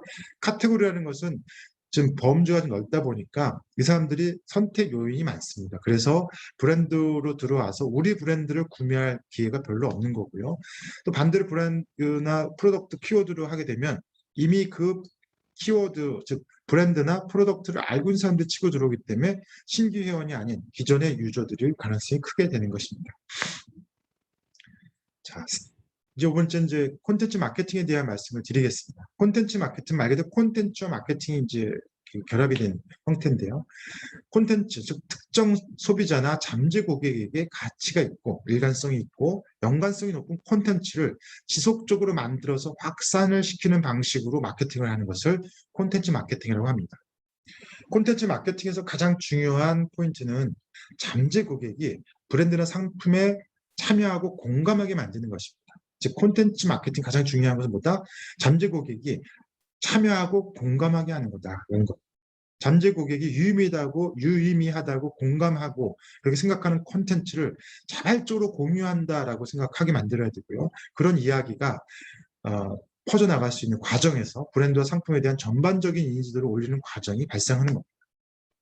그래서 콘텐츠 이 마케팅 방식은 점차 다양화되고 있죠. 이 사람들이 점차 다양하다 보다 보니까 이 콘텐츠 마케팅 방식도 좀 세분화하고 다양화로 변화하고 있습니다. 자, 이러한 콘텐츠 마케팅을 하기 위한 마케팅은 어떤 일을 해야 될까요? 맞습니다. 이 처음부터 하나의 콘텐츠를 기획부터 유통까지 그리고 발행, 성과 분석하는 모든 과정을 다 해야 됩니다. 그렇다 보면 이제 순서적으로 타겟팅을 정하고 채널과 플랫폼을 연결을 해야 되고요. 세 번째로 콘텐츠를 생산하고 운영을 해야 됩니다. 네 번째로는 콘텐츠의 유통을 하고 발행을 해서 마지막으로 성과를 분석하고 그 분석에 따라서 최적화하는 방법을 계속 리사이클 계속 해야 되겠죠. 사이클링. 이 인스타그램을 어떻게 운영할 것인가. 처음에 보면 타겟팅을 정해야겠죠. 그리고 채널을 어떻게 하고 플랫폼을 어떻게 연결할 것인가를 우리가 고민을 하고 또 어떤 컨텐츠를 만들 것인가, 어떤 방식으로 운영할 것인가. 또 이것은 어떤 식으로 유통하고 발행을 해야 될까? 또 이거에 나온 결과치를 가지고 어떻게 재반영을 해서 최적화할 것인가를 고민해야 된다라는 말씀을 드리겠습니다. 그래서 이제 하나씩 보면 타겟팅은 콘텐츠를 접하게 될 잠재 고객의 페르소나를 정의하는 겁니다. 동시에 타겟 오디언스를 기획하는 단계라고 할 수 있습니다. 자, 페르소나라는 것은 우리가 원하는 정말 그 소비자죠. 우리가 정말 이상적으로 원하는 그런 소비자. 오디언스라는 것은 우리와 정말 관련이 있어서 우리의 수능, 우리 것을 잘 들을 만한 준비가 되어 있는 사람을 오디언스라고 하는데, 가장 중요한 것은 타겟 오디언스를 잘 정해야 됩니다. 타겟 오디언스를 잘 정해야만 페르소나가 제대로 나올 수가 있겠습니다. 두 번째로 채널과 플랫폼의 연계성입니다. 콘텐츠가 노출되는 채널이나 플랫폼이 얼마나 적합한지를 고려해야 됩니다. 아무리 좋은 콘텐츠라도 유통 채널과 성격이 맞지 않거나 또는 계획한 타겟 페르소나가 잘 사용되지 않는다면 마케팅 효과는 미미합니다. 즉 우리가 이상적으로 만든 이 페르소나가 앞에 말씀드렸던 타겟 오디언스로부터 제대로 구현이 되지 않으면 사실은 이 연계성이 많이 떨어진다라고 볼 수가 있습니다. 세 번째는 콘텐츠의 생산 및 운영입니다. 실제 콘텐츠를 기획하고 완성하는 그런 과정인데요. 이 과정에서는 텍스트, 이미지, 영상으로 시각적인 그런 것을 하기 전에 우리가 스토리보드라는 것을 작성을 해야 됩니다. 이 스토리보드라는 건 말 그대로 계획서죠. 순서에 맞춰서 어떤 스토리가 진행되고 어떻게 구현되는 것을 전반적으로 이제 흐름, 그리고 카피라이팅, 또 이벤트 등을 정리하는 것입니다. 그래서 이 콘텐츠에 대한 스토리보드를 잘 못 만들어서 그냥 주먹구구식으로 제작하시는 분들이 많던데, 정말 콘텐츠를 생산하고 운영하는 사람 기획력이 좀 있어야 된다 이렇게 볼 수가 있고요. 정말 이것이 페르소나, 우리가 정했던 이상형 또 오디언스들이 원하는 그런 스타일에 정말 잘 맞추어져서 스토리보드가 만들어져야 된다 이렇게 생각을 하시면 되겠습니다. 자, 네 번째로는 콘텐츠 유통 및 발행인데요. 이제 만들었습니다. 이제 우리가 런칭을 하고 퍼블리싱을 합니다. 완성한 콘텐츠를 최종적으로 런칭을 하면 플랫폼에 따라서 콘텐츠의 반응에 최적화된 시간대나 요일이 이제 있을 겁니다. 거기에 고려해서 런칭하고 유통을 해야 됩니다. 또 어느 시간대에 콘텐츠가 노출되는 거에 따라서 콘텐츠의 성과가 달라질 수가 있기 때문에 정말 최적화된 시간대 또 방향성을 잘 우리가 고민을 해야 될 것 같습니다. 자, 마지막으로 성과 분석 및 최적화인데요. 항상 중요한 것입니다. 이 결과가 나오면 그 캠페인의 성과를 최종 분석하고 콘텐츠 기획부터 발행까지의 프로세스를 최적화할 필요가 있겠습니다. 자, 이번에는 좀 특이한 마케팅입니다. 퍼포먼스 마케팅, 혹시 들어보셨을 수도 있는데 이 퍼포먼스라는 것은 수행이라고 볼 수가 있고요. 마케팅이라는 건 말 그대로 우리가 했던 마케팅입니다. 이 퍼포먼스 마케팅은 모든 마케팅, 퍼포먼스, 수행, 이 성과가 이 퍼포먼스인데 모든 마케팅 활동의 결과로부터 브랜드 웹사이트나 애플리케이션으로부터 유입된 잠재 고객이 실제로 구매 전환 단계로 가는 과정을 데이터를 통해서 확인하고 문제를 개선하는 방식을 말합니다. 자, 이 퍼포먼스 마케팅은 모든 마케팅 활동의 결과이기 때문에 시작부터 구매 전환 단계, 마지막 단계로 가는 과정을 데이터를 통해서 확인하고 문제를 개선하는 방식이다. 그래서 디지털 환경에 그 디지털의 특징이 로그가 남아있다는 거죠. 어떻게 경로를 어떻게 갔는지에 대한 흔적들을 잠재 고객의 데이터를 수집하고 추적할 수가 있습니다. 그런 것을 수집해서 비즈니스에 필요한 인사이트를 도출하는 것이 가장 중요한 특징이 되겠습니다.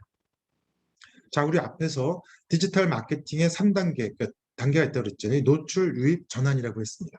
노출 단계에서는 그 여러 가지 매체를 통해서 디지털 미디어 광고라든가 PR, 콘텐츠 광고, 캠페인을 통해서 고객 사용자들한테 노출을 합니다. 그래서 들어온 이 유입자들이 광고를 통해서 들어왔기 때문에 이탈이 심하다라고 했습니다. 그래서 조금 더 최적화시키고 채널을 최적화해야 되고 개입을 시켜서 이탈하지 않도록 해야 됩니다. 이런 이탈하지 않도록 해서 이제 전환, 우리의 최종 단계인 전환을 가게 되면 구매를 하거나 회원과 방문을 이제 하도록 유도하는 그런 과정이 되는데, 이런 과정을 반드시 분석해서 문제점을 찾아야 되겠습니다. 그래서 우리 퍼포먼스 마케팅을 위한 퍼포먼스 마케터는 어떤 일을 해야 될까요? 첫 번째, 가장 중요한 기초는 디지털 매체를 믹스하는 것부터 시작을 해야 된다. MM입니다. 똑같이. 매체 믹스라는 것은 마케팅 활동에 필요한 여러 광고 매체를 섞어가지고 예상 견적을 파악하고 광고 효과를 예측할 수 있도록 정리하는 겁니다. 일종의 견적사라고 표현할 수 있습니다. 그래서 마케팅 캠페인에 필요하고 적합한 광고 상품을 찾아내야 되고요. 해당 광고 상품들의 특징을 파악하는 것이 중요합니다.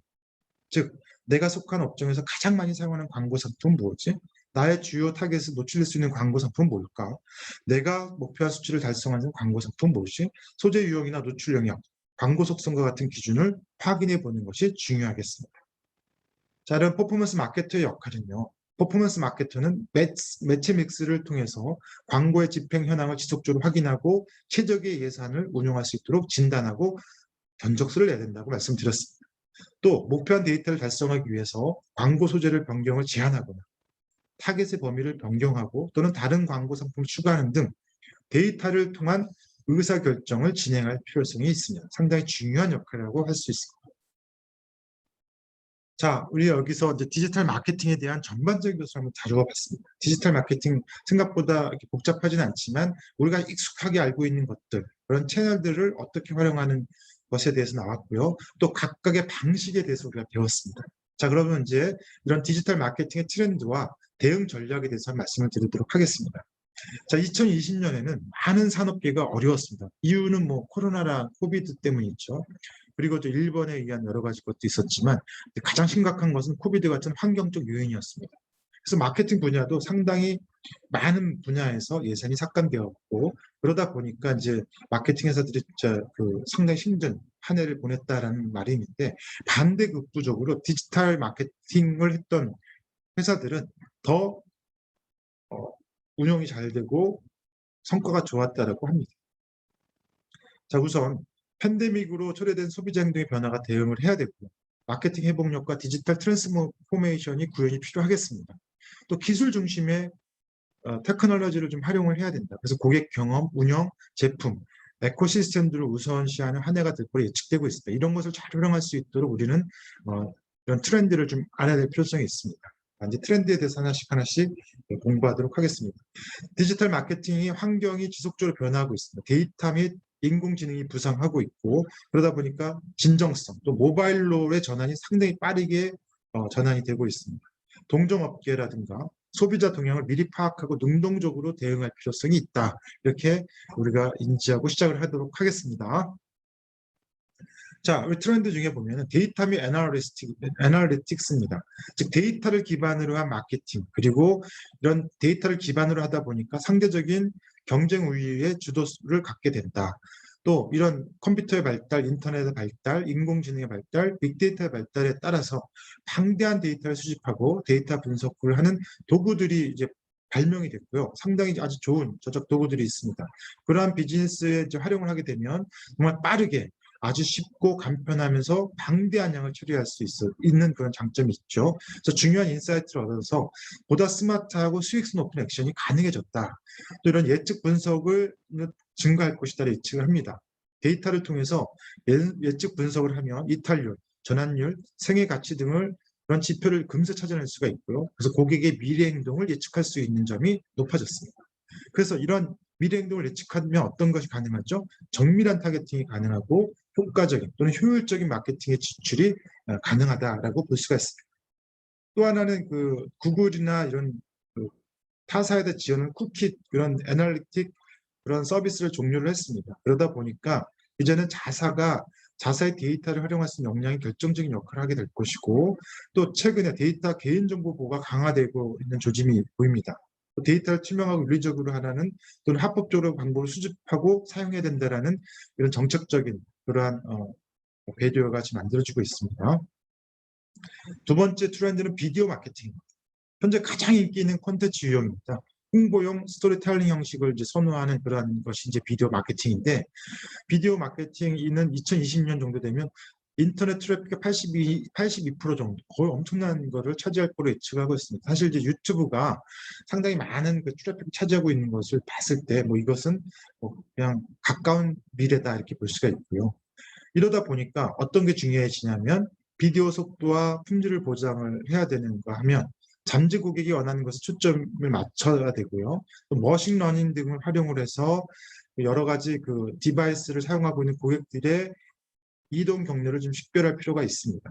그래서 적절한 타이밍에 최적의 디바이스를 통해 그 비디오를 전송을 해줘야 되고 제3자 추적 서비스를 통해서 가시성을 실시간으로 좀 향상시킬 필요가 있습니다. 속도가 상당히 중요하고요. 또 진정성이 필요하다는 말씀이고 또 거기에 따른 이동 경로라든가 분석에 대해서 맞춤형 또는 최적화된 고객이 원하는 수준 또 고객과 잘 소통되는 그러한 내용들이 가져야 된다. 또 우리가 이용할 수 있는 게 또 인공지능이 있습니다. 인공지능을 이용하게 되면 고가치 비디오를 선호하는 즉 고가치 비디오라는 것은 내 거를 원하는 내가 지금 했을 때 이걸 딱 선호할 사람들을 찾아내는 것이 가능해진다라는 것. 그래서 맞춤 타겟 광고가 가능하고 마케팅이 가능하다는 뜻으로 이제 현대 시대의 이런 인터넷과 컴퓨터, 인공지능 이런 여러 가지 머신의 개발에 의해서 가능해진 것이라고 볼 수가 있습니다. 비디오 광고 이렇게 사기를 감지해낼 수가 있고요. 또 실제 콘텐츠를 실제 사람들한테만 노출할 수 있도록 어떤 로봇이라든가 프로그램에 의해서 이렇게 감지하지 않도록 하는 그런 기술도 가능하다. 그래서 라이브 비디오 또는 새로운 비디오, 소셜 미디어 앱, 틱톡 같은 것들에 이런 이제 인공지능을 사용이 될 것이다라고 보고 있습니다. 세 번째는 옴니채널 고객 경험의 어떤 트렌드가 있습니다. 절반 이상의 소비자가 구매 과정에서 보니까 한 3개, 5개의 채널을 사용한다라고 이제 맥킨지의 연구 보고서에 나와 있는데요. 3, 4개, 5개라고 하면 뭐 페이스북을 보는 사람이 거기서 광고 노출됐다고 해서 블로그를 보거나 또는 다른 채널들을 통해서 똑같은 정보를 또 찾아본다라는 거죠. 그래서 진정한 이런 옴니 채널 시대가 됐기 때문에 이런 채널에 맞는 우리의 그 마케팅 전략은 어떻게 될까요? 예, 맞습니다. 고객을 브랜드 전략의 중심에 세워야 됩니다. 고객 중심이란 뜻이죠. 또 두 번째는 고객들이 서로 다른 여러 플랫폼에서 다양한 방식으로 참여한다는 것을 이해해야 됩니다. 또 세 번째는 채널들이 서로 경쟁하는 것이 아니라 서로 시너지가 도와줄 수 있는 구조의 환경을 구축해야 됩니다. 페이스북에서 예를 들어서 뭐 카카오톡 또는 네이버 이런 것들의 구조를 우리가 서로 협업될 수 있도록 통합 운영 아까 말씀드렸던 것처럼 그러한 방식을 잘 활용을 해야 된다. 또 이런 옴니채널 시대가 왔기 때문에 우리는 그런 것들을 잘 활용을 해야 된다는 말씀을 드리겠습니다. 따라서 서로 다른 채널로부터의 데이터를 통합하고 이런 통합된 내용을 가지고 실시간 인사이트를 확보를 할 수가 있고요. 머신러닝을 사용해서 자사 및 타사 데이터를 깊이 있게 분석할 수가 있습니다. 또 여러 데이터, 디바이스 간의 사용자의 쇼핑 패턴, 선호도 등의 행동을 파악할 수가 있기 때문에 그 가치에 따라서 세분화를 하고 전략을 수립하면 되겠습니다. 중요한 것은 타켓 페르소나를 미세 조정하고요. 채널 간 이동 경로나 행동을 예측해서 고가치, 정말 우리한테 우리 제품을 살 만한 그 사람의 고가치 사용자를 찾아내서 공략을 해야 되는 게 중요합니다. 고객의 라이프 사이클 전반에서 각 단계별로 맞춤형 프로모션 그리고 메시지를 구성해서 끊임없이 고객의 경험을 제공할 필요가 있다. 즉 옴니채널의 특성을 잘 활용을 해서 고객들로 하여금 우리의 경험을 잘 받아들일 수 있도록 고객 경험을 잘 제시해 줘야 된다. 이런 말씀이 되겠습니다. 자, 네 번째 트렌드는 소셜미디어 및 검색 광고의 분야입니다. 구글이 현재 보면 35억 건 이상의 검색이 매일 발생하고 있고 그것도 점점 늘어나고 있다고 합니다. 이런 검색 광고를 확대하는 전략, 이게 정말 합리적인 거가 되겠죠. 왜 전 세계 인구를 떠나서 35억의 검색이라는 건 정말 어마어마한 숫자다. 이런 검색을 통해 네트워크로 전환한율이 약 4.4%라고 합니다. 만약에 4.4% 이렇게 높다 낮다를 떠나서 저 4.4%의 그 퍼센티지를 조금 더 아까 봤던 고가치 소비자를 찾아낼 수만 있다면 그들이 더 검색할 수 있도록 해준다면 훨씬 높일 수 있다는 거가 될 겁니다. 또 소셜 광고 임프레션을 보면은 전년 대비에 20% 이상의 증가를 했다라고 합니다. 이거 상당한 거죠. 유료 검색 및 소셜 미디어 플랫폼에서는 이걸 하실 때 시행착오가 해도 된다고 생각하시면 안 됩니다. 시행착오 의존해서는 안 되고요. 우리가 앞서 배웠던 것처럼 인공지능이나 빅데이터 그리고 머신러닝 같은 것을 활용을 해서 정말 세분화하고 키워드를 타겟팅해서 온라인 사용자들이 정말 정밀하게 세분을 해서 타겟팅하고 최적화하는 것이 중요하다고 볼 수가 있습니다. 소셜미디어 광고도 마찬가지입니다. 인공지능을 활용을 해서 이 사용자들의 숨겨진 관심사 이런 걸 찾아내야 되고요. 반응이라든가 가능성이 높은 관심사를 파악을 해서 이것을 인공지능으로부터 예측을 기반을 할 수 있겠죠. 그래서 그걸 세분화해서 이 세분화된 것을 토대로 키워드를 클러스터로 그룹화해야 됩니다. 또 유사성을 식별해서 중복을 최소화하고 도달 범위를 최적화하는 데 맞춰줘야 될 것입니다. 검색 광고에서 키워드 사용을 최적화하는 것도 마찬가지입니다. 인공지능을 좀 잘 활용을 해서 어떤 키워드가 성과를 냈는지를 분석을 해보고요. 어떤 키워드가 한계에 도달했고 또 지속적으로 감지되는지를 찾아봐야 됩니다. 그래서 그걸 토대로 해서 노출 또는 노출을 중지할 것을 조정을 해야 하면 그 엄한 비용들, 예산 되게 많이 나가잖아요. 클릭당 비용 엄청 크고 광고 집행하는 비용을 최소화하고 효과를 극대화할 수 있겠다라고 말씀을 드리겠습니다. 자, 다섯 번째는 고객 여정 매핑이라는 트렌드가 있습니다. 고객의 여정이라는 것은 고객이 여정이라는 게 여행을 하는 그런 과정이잖아요. 그래서 이 고객 여정이라는 것은 고객이 브랜드와 상호작용을 할 때 접하는 모든 접점의 합을 우리가 고객 여정이라고 하는데, 다시 말씀드리면 브랜드를 인식하는 것부터 해서 구매, 그리고 그 이상에 이르는 전체 로드맵을 고객 여정 매핑이라고 합니다.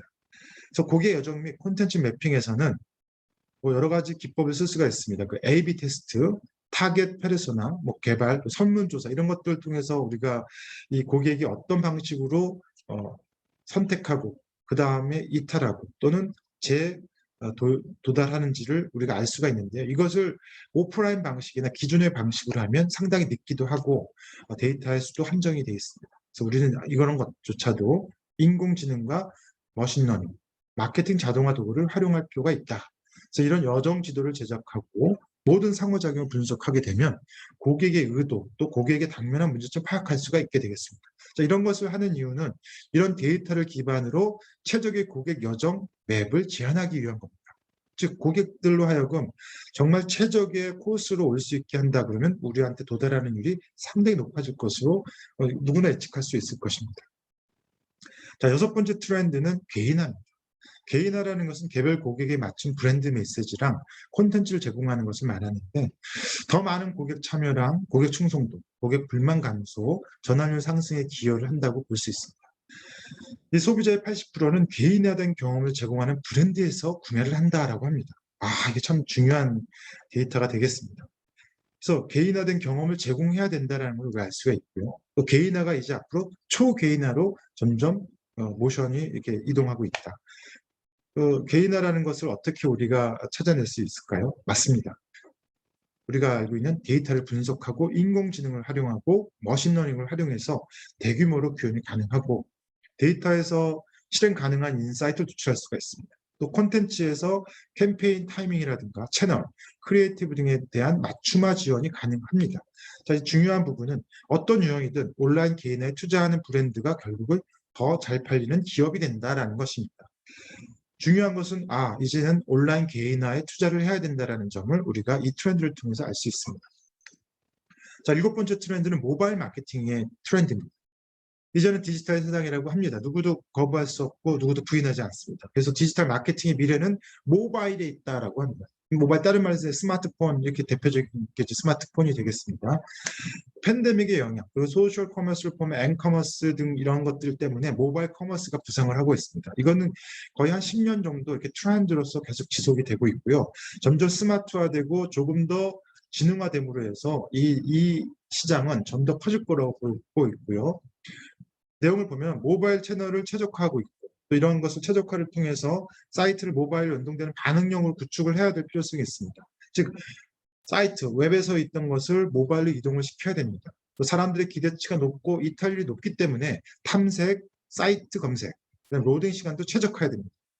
또 견고한 앱 사용자를 획득해야 됩니다. 즉 충성도를 높일 수 있는 방법을 찾아서 그들이 참여할 수 있는 방법은 참여와 유지 전략을 수립을 해야 되겠죠. 시기적절한 관련 푸시 알림이라든가 타겟 키워드를 기반으로 해서 리마케팅 캠페인을 좀 해야 되고요. 그걸 통해 획득하고 전환해서 개인화된 콘텐츠로 기존 사용자를 더욱 정밀하고 세분화해서 타겟팅하고 지속적인 참여를 유도하는 것이 우리 모바일 마케팅의 트렌드에 대응하는 전략이 되겠습니다. 자, 디지털 마케팅 한 사례를 한번 보도록 하겠습니다. 이제 정리하는 단계입니다. 우리 대화형 마케팅에서 활용되는 챗봇 아시죠?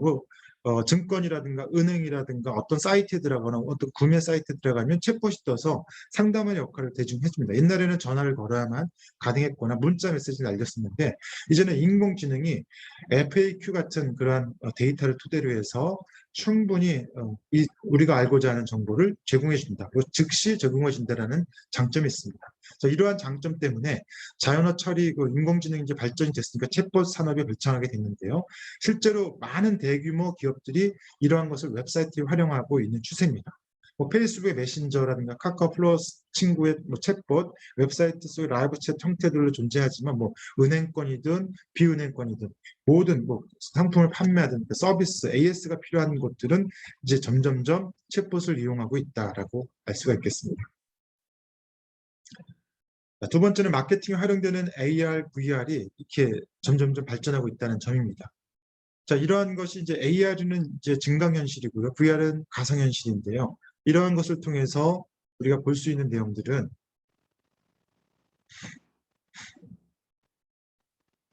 코로나 바이러스로 인해서 이제 가속화가 됩니다. 사람들이 좀 더 즐거움을 찾다 보니까 이런 인공지능이나 AR, VR을 통해서 이제 직접 보는 그런 게 되는 거죠. 가서 보는 게 아니라 온라인상으로, 디지털상으로 본다.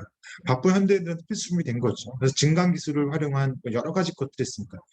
보시면 이제 스웨덴의 가구 제조 업체 그 이케아, 누구나 다 아는 이케아를 보면은 요즘 어떤 서비스를 하냐면 고객이 실제 매장을 방문하지 않더라도 앱을 통해서 가구의 색상, 질감 등을 변경해 볼 수 있고요. 다양한 공간에 배치해보는 그런 시뮬레이션 서비스를 제공하고 있습니다. 이런 것이 이제 증강현실이라든가 가상현실을 이용했다고 볼 수가 있겠습니다. 자, 라이브 스트리밍이 어떤 이제 트렌드 중에 하나인데, 라이브 스트리밍은 이제 실시간으로 그 방송을 내가 그 영상을 제공하는 거고, 이거 이제 함께 만들어가는 실시간 영상 콘텐츠들이 있더라. 그래서 실시간으로 사람들과 소통하는 일이 참 중요한 거죠. 블로그라든가 이렇게 포함한 어떤 콘텐츠들은 이미 이제 과거의 내용들을 우리가 보게 되는데, 이 라이브 스트리밍 같은 경우는 실시간으로 서로 소통할 수 있다, 또는 같은 시간대라는 어떤 공감대를 형성하기 때문에 사람들로부터 호감이라든가 신뢰를 얻기 쉬운 방법으로 알려져 있습니다. 그래서 인플루언서 같이 지금 이 순간 함께하는 거고요. 영상에 내가 직접 참여한다라는 어떤 그런 참여감을 주고 이런 이 라이브 스트림을 통해서 사람들은 흥미를 느끼게 됩니다. 실제적으로 이 중국에서는 이 스트리밍을 진행하는 호스트가 약 4억 2천만 명입니다. 우리나라 인구의 거의 10배 정도가 이런 스트리밍 호스트라고 한다니 정말 대단한 거죠. 이런 라이브 스트리밍이 엄청난 인기를 끌고 있습니다. 유튜브나 트위터 같은 그 플랫폼들이 이제 라이브 스트리밍 서비스를 제공하기 시작했습니다. 그래서 라이브 영상 콘텐츠 성장이 점점 가속화되고 있다라고 볼 수가 있습니다. 자, 다음은 검색엔진 최적화, SEO라고 합니다. 검색엔진 최적화, 그리고 음성 검색에 대한 부분을 우리가 고민을 해야 됩니다. 자, SEO는 말 그대로 최적화인데요. 이 Search Engine Optimization입니다. 그래서 인바운드 마케팅에 빠질 수 없는 필수 전략이죠. 최적화하는 전략들은 많이 나와 있지만 그래도 이제 우리가 이 최적화하는 방법은 첫 번째는 거기서 갖고 있는 알고리즘을 좀 잘 맞춰서 해야 된다. 그러니까 알고리즘 분석이 필요합니다. 예를 들어서 구글은 구글의 알고리즘이 있고요. 네이버는 네이버의 알고리즘이 있습니다. 그래서 각각 검색 엔진들의 알고리즘이 어떤 것에 의해서 되는지를 잘 판단하고 또 알고리즘은 매번 업데이트를 합니다. 그런 업데이트 시점에 잘 맞추어서 우리가 변화를 주고 최적화할 필요가 있다. 그래서 이런 첫 번째 요소로는 사용자 경험을 충분히 줘야 되고요. 두 번째 요소로는 추천 스nippet이라는 것이 있습니다. 피처드 스니펫이라고 있는데 이 두 가지를 잘 활용을 해야겠다라고 말씀드리겠습니다. 첫 번째 요소인 그 UX 사용자 경험은 중요한 부분은 탐색하기 쉽게 설계돼야 됩니다. 탐색하기 쉬워야 됩니다. 두 번째는 속도가 빨라야 됩니다. 즉 사용자가 딱 들어오는 순간 빠르네. 그리고 빨리빨리 검색할 수 있게 해줘야 됩니다. 또 사용자가 원하는 그런 형태로 구성이 되어 있어야 됩니다. 의도에 부합하는 콘텐츠를 제공해야 되고 또 사용자가 가독성에 해치는 요소들이 있으면 안 됩니다.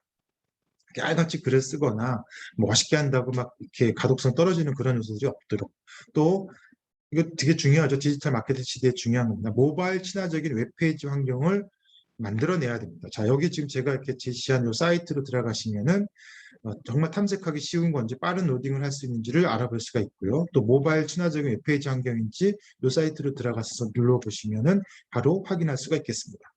자, 두 번째 요소는 추천 스니펫이라고 했습니다. 자, 검색 엔진에서 1위를 차지하기 위해서 우리가 사용되는 전략인데요. 실제로 이 추천 스니펫이 조금 더 고민하면 더 얼등한 그 포지션을 잡을 수 있다는 것을 알습니다. 1위보다 더 높은 위치에 나오는 것이 있습니다. 이렇게 구글 한번 쳐보시면은 또는 네이버 쳐보면 위에 먼저 나오는 것도 있습니다. 그것을 우리 제로 포지션이라고 하는데 이런 검색자들이 클릭하지 않고 즉각적인 답변을 확인할 수 있도록 추천하는 추천 스니펫이 등장하는 자리입니다. 그래서 우리 어떤 키워드를 치면은 우리가 검색했던 그 최적화된 검색들은 쭉 나오는데 그 위에 네모 박스 비슷하게 해가지고 우리랑 관련된 것들을 먼저 보여줍니다. 이런 내용들에 우리가 자리매김하면 정말 1위보다 높은 영순위가 된다는 거죠. 그래서 제로 포지션 잘 기억하시기 바랍니다. 자, 구글에서 유튜브 썸네일 안 보이고 딱 쳤더니 이렇게 이 빨갛게 나와 있는 박스 보이시죠? 이 박스에 있는 것이 우리가 스니펫이 되겠습니다. 그래서 이 제로 포지션은 정말 중요합니다. 이 90%에 이르는 단어의 정확도를 자랑하는 음성 서비스가 등장했기 때문에 이게 사실 음성 서비스에 연관되어 있는 거거든요. 그래서 음성 서비스에 최적화되도록 우리가 최적화된 형태로 구축을 하면 저렇게 제로 포지션에 우리의 내용이 나올 수 있다는 겁니다. 이게 상당히 키워드가 팁입니다. 이걸 잘 모르기 때문에 키워드 마케팅만 고민하고 계시는데 제로 포인트, 제로 포지션 요거를 할 수 있는 방법은 음성으로 검색해서 나오게 해주면 된다라는 겁니다. 자, 현재 아까 말씀드렸듯이 35억 명 이상이 음성 서비스를 사용하고 있습니다. 또 4명 중 1명이 식료품 구매에서 음성 검색을 활용한 전례가 있고요. 앞으로도 이것이 점점점 확장될 것으로 보여지고 있습니다. 따라서 음성 검색에 적합한 결과를 도출할 수 있도록 사용자 질문에 대답할 수 있는 포스팅을 작성하는 것이 중요합니다. 자, 이 팁이 되겠죠. 자, 5번째로 영상 콘텐츠 성장에 대한 부분입니다. 영상 콘텐츠는 온라인 마케팅에서 정말 ROI, 즉 투자 대비 효과가 정말 좋다라고 하는 콘텐츠입니다. 대부분 응답자들, 그러니까 우리가 어떤 설문조사를 했을 때 51.1%가 동영상 광고를 접한 다음에 그 브랜드에 대한 시각이 정말 좋아졌다라고 합니다. 정말 이 동영상 광고 잘 만들어야 되겠죠. 유튜브 플랫폼의 성장과 함께 이제 모든 컨텐츠 소비 시장에서 영상 컨텐츠는 정말 그 비중이 어마무시합니다. 또 중요합니다. 이런 인스타그램과 틱톡에서 짧은 분량의 동영상 이런 것들 많이 우리가 보고 있습니다. 이런 영상 콘텐츠가 점점 성장하고 있고 영상 콘텐츠를 통해서 우리 브랜드 이미지를 긍정적으로 할 수 있는 방법이 있다는 것을 알게 되었습니다. 자, 6번째는 개인정보 보호와의 줄다리기입니다. GDPR, 유럽연합에서 일반 개인 정보보호법이 시행이 됐는데 이런 정보보호법은 이제 국제사회니까요. CCPA는 캘리포니아의 소비자 프라이버시 보호법입니다. 이게 이제 미국 캘리포니아 주에서 시행을 하고 있습니다. 이렇게 이제 개인 정보를 수집할 때 동의를 구해야 된다라는 규정인데요. 이런 규정들이 우리가 무슨 상관이냐 할지 모르지만 이제는 경계가 없는 시장입니다. 디지털 시장이고 네트워크로 다 연결되어 있습니다. 그러다 보니까 각국에서 또는 각 나라에서 또는 정책적으로 지역에서 또는 어떤 개인, 회사에서 하는 이런 프라이버시에 관련된 개인정보 보호를 잘 파악하지 않으면 크게 손해를 볼 수 있다는 것을 인지하셔야 될 것 같습니다. 페이스북이나 애플 사실은 실제 고객 데이터를 이용하는 데 있어서 제한을 받은 사태가 발생을 했었고요. 또 세계적으로 다 자국주의가 이렇게 점점 그런 게 강화되고 있다는 것을 보면 앞으로 향후에는 이런 개인정보 보호 충분히 우리가 고려해야 될 요소가 될 것이다 라고 생각할 수 있습니다. 기업과 마케터들은 그래서 이런 타겟을 수집하고 또 거기에 대해서 여러 가지 정보 활동을 할 때 정보보호법에 위배되는지 충분히 관심을 가져야 될 것입니다. 자, 7번째는 앞서 얘기했던 트렌드와 이제 유사한 건데 개인화입니다. 개인정보 보호를 강조하고 있는데 개인화다 그러니까 좀 안 맞는데요.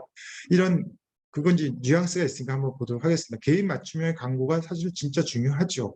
개인의 경험을 준 그 브랜드가 훨씬 더 구매를 높다는 거 아까 말씀드렸던 것처럼 이 개인화라는 것은 사람들이 검색했던 정보를 바탕으로 맞춤형 광고, 장바구니 이탈 등 구매자의 행동 분류를 잘 분석해서 마케팅을 하는 것, 즉 모두 개인화에 다 포함된다고 보실 수가 있고요. 소비자들은 자신에게 필요한 제품의 광고만 봐도 되니까 정말 좋을 거고 우리는 정말 필요한 사람들한테만 맞춰져서 광고를 집행하게 되니까 효과적이겠죠. 그래서 이러한 개인화는 향후에 기업 입장이나 개인 소비자 입장에서도 상당히 즐거운 어떤 마케팅이 될 것으로 보여집니다. 앞서 말씀드린 것처럼 개인화가 점점 초개인화로 가고 있습니다. 나의 감시자를 속속들이 알게 될 것이고요. 그에 적합한 상품이나 서비스를 제안하는 기업이 소비자로부터 선택이 될 것입니다. 기업의 마케팅의 성패는 고객의 데이터를 얼마나 잘 활용하느냐, 또 적절한 장소와 시간에 적절한 메시지를 전달하는 일이 가능하느냐, 이런 것이 끊임없이 이루어지느냐가 어떤 기업 마케팅의 성패라 할 수 있겠습니다. 여덟 번째는 브랜드 행동주의입니다. 브랜드 액티비즘은 요즘 그 Z세대들의 어떤 속성이라고 볼 수도 있습니다. 브랜드 행동주의라는 말로 표현을 하는데요. 소비자를 포함한 직원, 기업이 함께 해당 브랜드의 정치, 경제, 환경, 또 기타 사회적 이슈와 관련한 가치를 지지하고 표현하는 활동을 브랜드 액티비즘이라고 합니다. 다시 말씀드리면 사용자 입장에서 상품이나 서비스 품질에만 관심이나 집중하는 것이 아니고 그 브랜드가 담고 있는 가치를 함께 소비한다라는 그런 느낌을 가지고 자신이 지향하는 가치와 맞으면 그 브랜드를 선호하고 적극적인 어떤 액션을 취하는 그러한 것을 브랜드 행동주의라고 할 수 있습니다. 그래서 따라서 기업은 이런 게 있습니다. 우리는 이러한 가치를 중시한다 이렇게 말만 하면은 아주 손해를 볼 수가 있습니다. 정말 의미 있는 행동을 배울 필요가 있습니다. 직접적인 어떤 의미 있는 행동, 실제로 가치를 맞춰서 기부를 한다든가 어떤 액션을 취하지 않으면 소비자들부터 말뿐인 기업이라는 낙인시키고 그런 낙인시키면 상당히 회복하기 어렵다는 것을 기억할 필요가 있겠습니다. 마지막으로 이제 블랙 라이브즈 매터스 운동이라는 것을 말씀드릴게요. 이게 흑인인데 조지 플로이드가 사망 사건 이후에 촉발시킨 그런 운동이 되겠습니다. 예, 블랙 라이브즈 매터 운동은 수많은 지지를 얻었고요. 특히 이제 SNS를 통해서 빠르게 확산이 됐습니다. 여러 기업들이 사실은 이 앞다투어서 이 운동을 지지하는 성명을 발표하기도 했고요. 또 흑인 사회를 통한 기부나 특정 상품 판매액의 일부를 흑인 관련한 자선단체에 기부하는 등 실제로 행동을 옮긴 기업들은 정말 제대로 말로만 할 뿐이야라는 그런 비판에서 피해가기도 했습니다.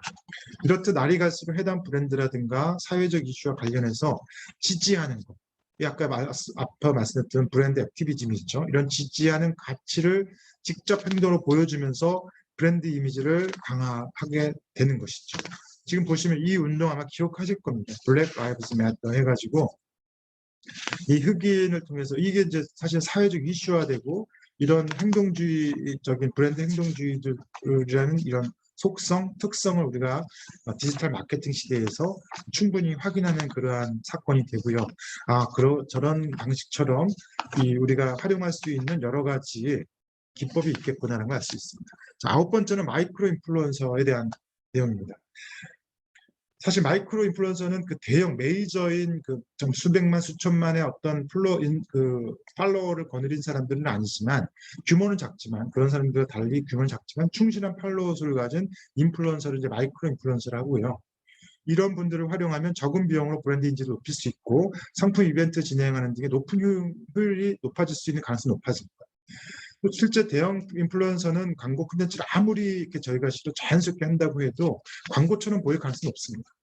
또 폭넓은 사람들 상대할 때 통제가 어렵죠. 또 개인화 부분에서 이렇게 보면은 더욱 세분화되고 타겟팅이 이렇게 되어 있다 보니까 끈끈한 팬을 가졌을 가능성이 마이크로 인플루언서에는 강합니다. 그래서 해당 상품이나 서비스가 정말 필요한 사람에게만 마케팅을 할 수 있는 강점이자 장점을 지니고 있다고 하겠습니다. 자, 마지막 10번째, 사용자 제작 콘텐츠에 대한 부분입니다. UGC라고 하는데요. 사용자 제작 콘텐츠는 유저들이 인플루언서를 자처하기 시작했습니다. 사용자가 직접 브랜드 마케팅을 일으키는 콘텐츠 제작을 하는 행위를 우리가 사용자 제작 콘텐츠라고 하는데요. 단순히 상품을 소개하는 것을 넘어서 참여 기회죠. 그리고 흥미로운 경험을 제공해야 되는 거고, UGC를 통해서 마케팅은 유저들의 자연스러우면서도 투명한 참여를 유도할 수 있도록 해야 돼요. 그렇게 되면 바이럴이 발생할 수 있다는 것이 상당히 장점이 되겠습니다. 옛날에 일본의 유통 브랜드인 무지라는 무인 양품이라는 회사가 있었는데요. 이 SNS를 통해서 무지펜을 사용한 미술 작품 콘테스트를 주최했는데 태그라든가 여러 가지 것들이 계속 콘텐츠가 생성되면서 3,000건이 넘는 게시물을 만들어냈다고 합니다. 엄청난 광고 효과, 마케팅 효과를 맺었다고 볼 수가 있습니다. 자, 이렇게 장시간에 걸쳐서 디지털 마케팅에 대한 내용을 우리가 훑어봤습니다. 디지털 마케팅의 가장 중요한 점은 결과적으로 고객이 중심이 돼야 되는데 그 고객 중심을 우리가 알아내는 방식이 수박 겉핥기가 아니라 디지털 방식, 즉 스마트 마케팅을 하라는 뜻이 되겠습니다. 스마트, 즉 인공지능, 빅데이터, 그리고 머신러닝과 같은 또는 마케팅 저작, 자동화 도구 등을 활용을 해서 충분히 고객을 분석하고 그 고객이 갖고 있는 특성을 토대로 고객들이 성향과 취향과 또 고객들이 몰려있는 각각의 채널에 맞추어서 마케팅을 전개하면 그것이 디지털 마케팅이 되는 것이고 거기서 얻어낸 효과는 기존의 전통적인 마케팅보다 월등하다라는 것을 이번 시간을 통해서 배웠다고 할 수 있겠습니다. 자, 장시간 동안 마케팅, 디지털 마케팅에 대한 부분 공부하시느라 고생하셨습니다. 수고하셨습니다. 감사합니다.